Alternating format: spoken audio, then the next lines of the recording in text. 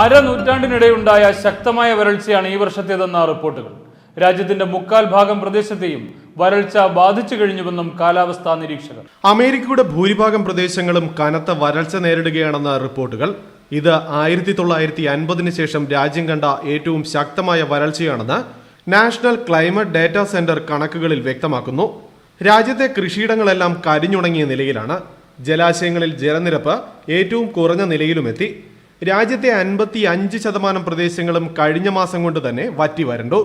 ഇതിന് സമാനമായ രീതി ഇതിനു മുമ്പുണ്ടായത് 1956 ഡിസംബർ മാസത്തിലായിരുന്നു. അന്ന് രാജ്യത്തെ 58% പ്രദേശങ്ങൾ ജലക്ഷാമവും കനത്ത വരൾച്ചയും കൃഷിനാശവും നേരിട്ടിരുന്നു. The dry weather that we're experiencing right now is historic. We've had some dry years. 2005 was dry. 1988's the big one that we all talk about. 2012 is going to be probably going to surpass any of those and be the biggest historic event that we have in my career anyway. Probably on the verge of 1936, the Dust Bowl era. Those years, we're going to challenge that. അമേരിക്കയുടെ 118 വർഷത്തെ ചരിത്രത്തിൽ ഏറ്റവും അധികം ചൂട് അനുഭവപ്പെട്ടത് കഴിഞ്ഞ June മാസത്തിലായിരുന്നു.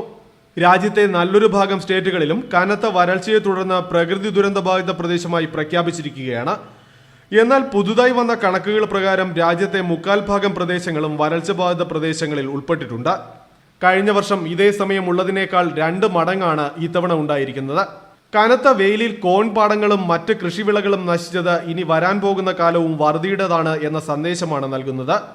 ജലദൗർലഭ്യവും തീറ്റയുടെ കുറവും കാരണം നിരവധി പശു വളർത്തൽ കേന്ദ്രങ്ങൾ ഇതിനോടകം അടച്ചുപൂട്ടൽ ഭീഷണി നേരിടുകയാണ്. ശുദ്ധജല വിതരണവും ഇപ്പോൾ വളരെയേറെ ബുദ്ധിമുട്ടുകൾ നേരിടുകയാണ്.